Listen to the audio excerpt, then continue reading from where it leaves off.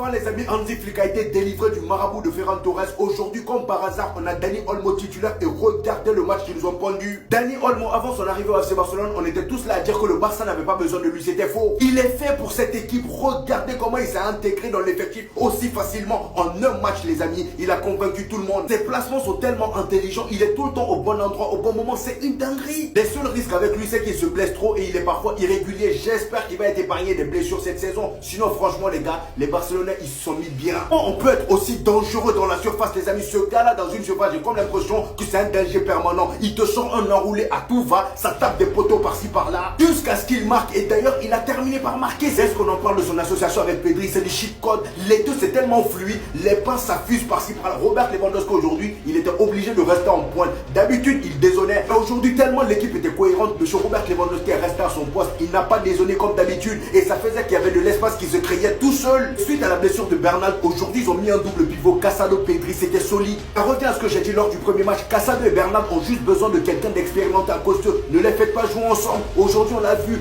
Casado Pedri c'était tellement fluide que j'hallucinais. Bernal Pedri c'était aussi magnifique.